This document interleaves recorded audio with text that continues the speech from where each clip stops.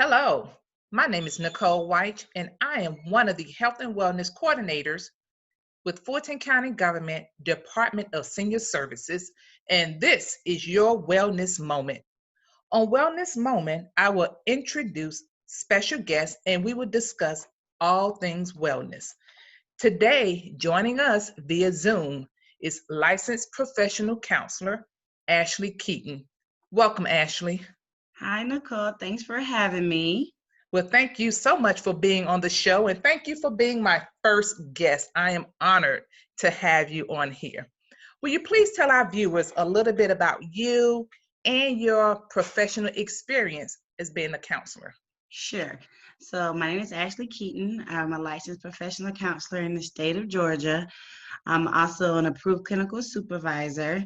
So that means I have my master's and I'm working on my doctorate in counselor education and supervision. So I have a small private practice where I do supervision with counselors in training. So I help clients by helping the therapists work through situations and increase their skills. And I also have a full-time job working at the Veterans and Military Crisis Line at the Atlanta VA. So I'm kind of all over the place, but I like to do different things. Right, right. Okay, well, you're definitely talented and definitely multifaceted. So, again, thank you so much for being on the show. No problem. Um, Earlier this year, I had the opportunity to go to a wellness event hosted by the one and only Oprah Winfrey. And Oprah defined wellness as a healthy balance of mind, body, and spirit. How do you define wellness? I guess I also come from Oprah's school of thought, where then I believe that your mind, body, and spirit are all connected. So if one is off kilter, then the other one's going to be off kilter. So to me, wellness is finding a equilibrium or a balance where you feel at peace in as many areas as possible, but knowing that, illnesses and things like that are going to come and play, but you can always manage it to keep it in balance. So balance doesn't mean perfect. It just means manageable, if that makes any sense. It makes perfect sense. Good. Absolutely. Absolutely. Okay, so considering the pandemic we're living in right now due to the coronavirus, what feelings or emotions are people experiencing right now? Right. So I'm getting a lot of like phone calls about people who are just terrified because they've never lived through anything like this before.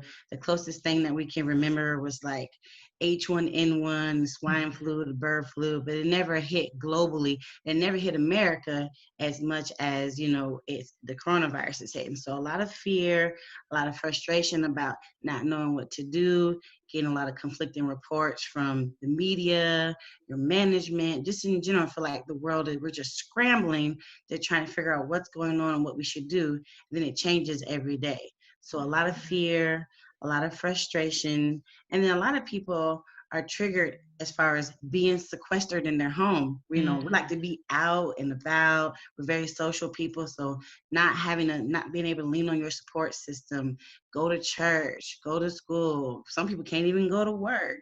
When you go to a grocery store, you have to stand so far away and people are wearing masks. So this whole idea of our world has been turned upside down and our normal is not even normal anymore.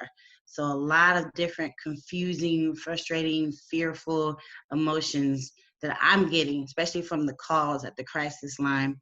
And then, your friends call you because we can't hang out anymore. So your friends call you and they express how they don't know how they're going to deal with this and how long it's going to last. So a lot of different emotions. Right, a lot of different emotions. And you brought up a good point about not being able to go out and socialize with our friends because right now we're all supposed to be sheltering in place and staying home. And in the Department of Senior Services, we service seniors from 55 on up. Many of them live alone. You Yes. talked about isolation. Can you talk a little bit more about those feelings of isolation and what people can do to try to minimize those feelings? Sure. So isolation is a tough one because it just in itself breeds feelings of loneliness and feelings of, not having support.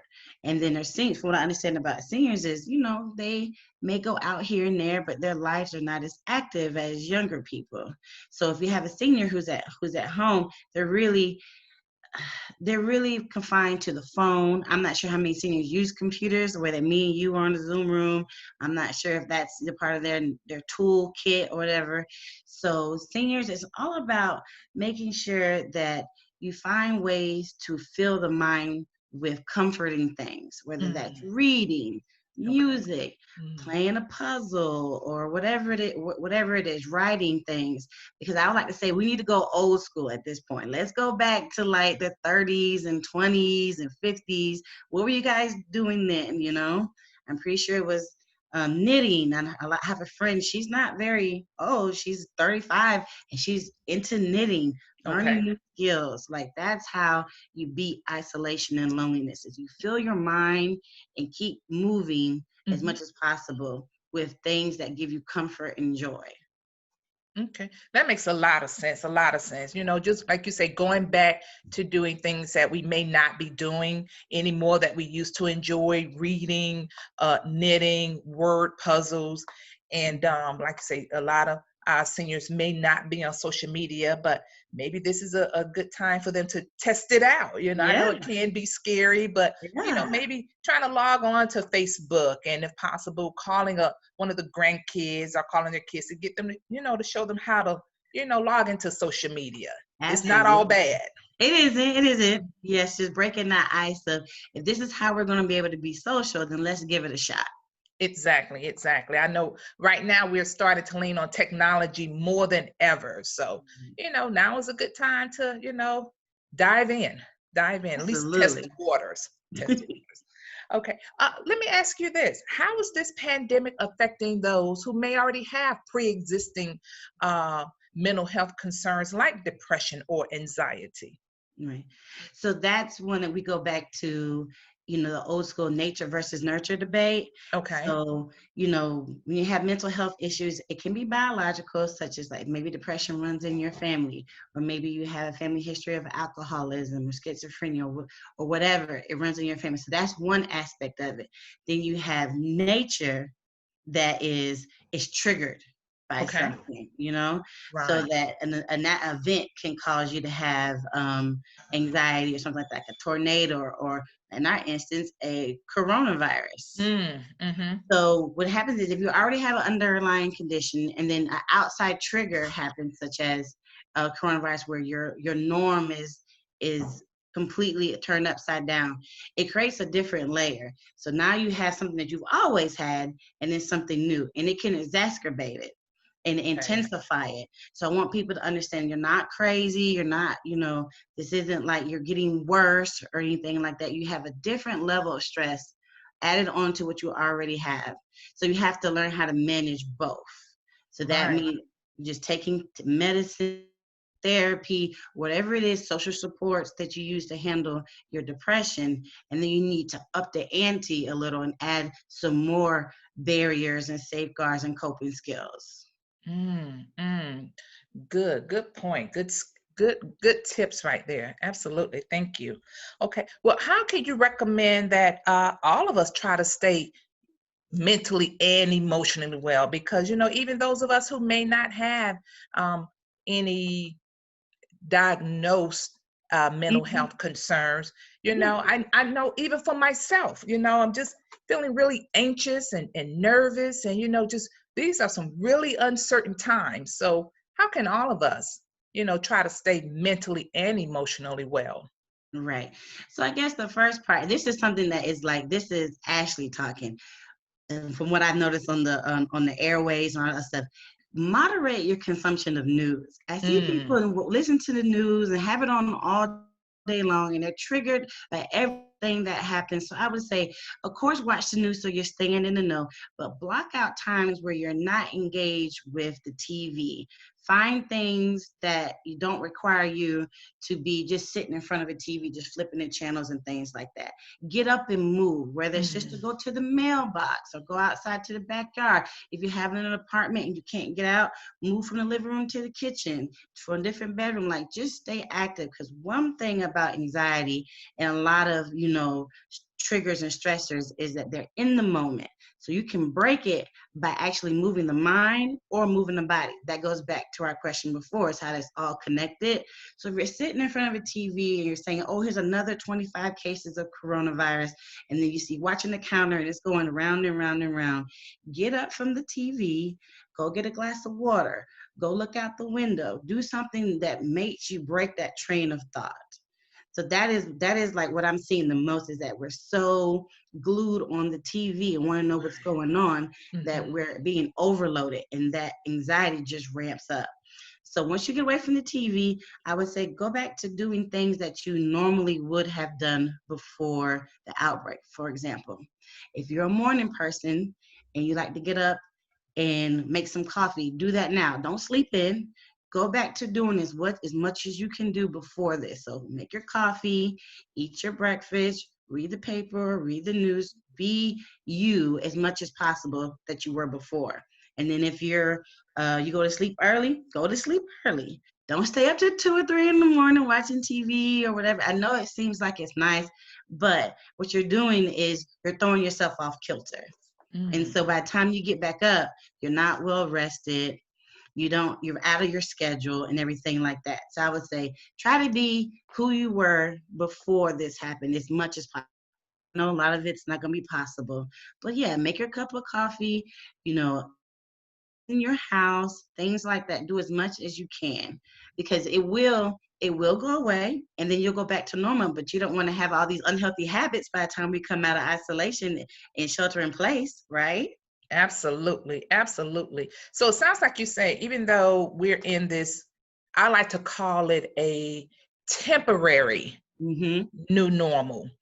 Um, Try to incorporate as much as your old routine as possible. Absolutely. And I know one thing that I'm trying to do is because I was one of those, I was consumed, what is the news saying now? Let me flip between my local news to CNN. I was just all over the place. Oh, let me see what's going on in the AJC.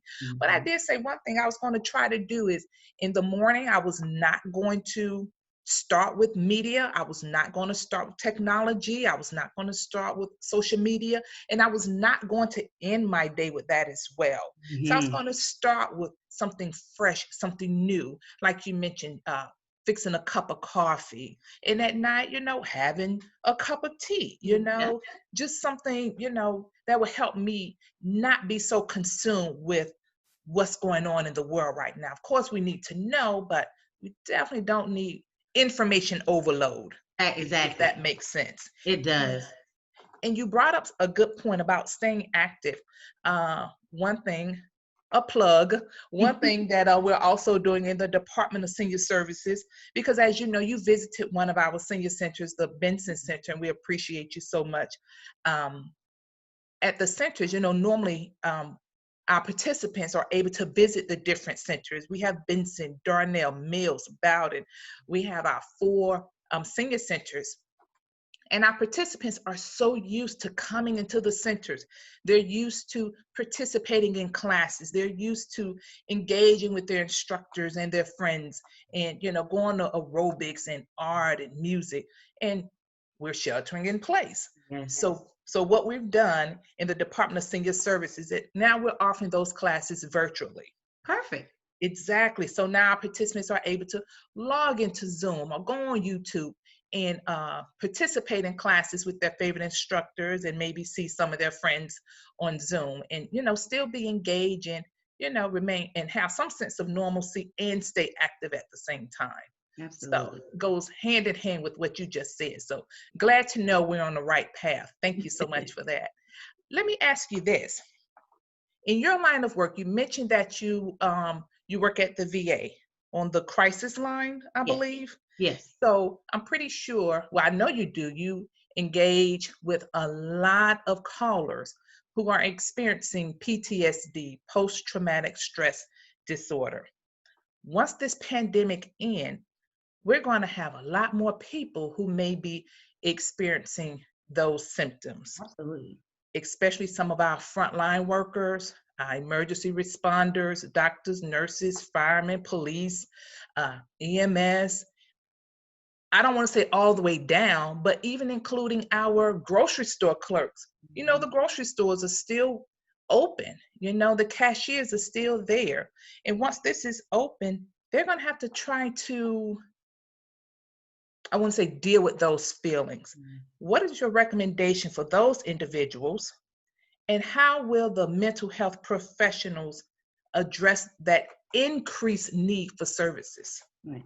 So the beautiful thing about PTSD is even though as a society we have equated it to veterans, PTSD is not just for someone who's in the military service. You can have PTSD from having a bad car accident, for surviving a tornado, sexual trauma, all sorts of things. So PTSD comes from any type of adverse event that has changed you in a way that it caused you discomfort, and you flash back to it and you have symptoms caused by a particular event. So coronavirus is definitely qualifies as one of those adverse events that does change your life. And if you've been exposed to it, if you've lost family members Mm. because of it, if you're a grocery worker, you have to come in contact with people because it's your livelihood, that's an extreme stress, an extreme event that is going to have repercussions that go on down the line.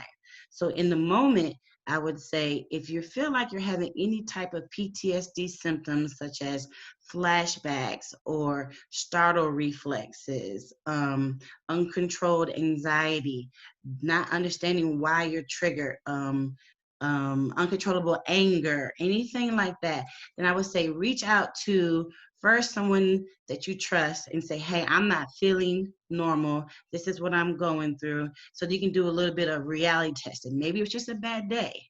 But if it's a pattern over time, then I think it would be good to talk to a mental health professional. Because at this point, we're going into something that could possibly, I guess, increase and reverberate through your functioning. For example, I always say if it's bothering you, you need to have a conversation with someone. I Okay. always say go to a trusted individual first, because mental health does cost money. So Mhm. go to your support system first and have an open and honest conversation, because they know you the best. They know that you're not being yourself or things are getting rough. And if they see that, there's something change or difference, I would say definitely reach out to a mental health professional, because we are all prepared. We're trained to treat PTSD whether or not you were in the military or you were a victim of Hurricane Katrina. It's the same but different triggers. But you're going to get a lot of support, a lot of coping skills, and if you need to, we can always get you over to a medical doctor who can prescribe you medication if it gets to that point. But I always say let's start with having real tough, open conversations with people that you can trust and a mental health professional. Wow. Wow. Well, I think you've covered a lot of great points today, because I was going to ask, when should someone reach out to a professional? But you just touched on that. But it starts with, and I have to emphasize, you have to be honest and Hmm. open about the feelings that you are experiencing, and know that it is okay not to be okay, Absolutely. but it's not okay to keep those feelings to yourself and have them bottled up, because the last thing we would want is for someone to react on those feelings inappropriately. Right. Okay. So, like you say, if you're experiencing feelings that, aren't normal for you, like I Hmm. said, talk to a trusted friend or family member. And by any chance, Ashley, if you don't mind, for those, if we have any veterans who are joining us, would you mind giving the number for the Veterans Crisis Sure. Line? So it's the Veterans and Military Crisis Line. We're open 24/7, including holidays. And the number is 1-800-273-8255. And then you're going to hear a prompt. It says if you're a veteran, you press 1. And then also people who are non-veterans, they can also call a number. They just won't press 1. And what'll happen is it'll use the location of your phone and transfer you to your local crisis line.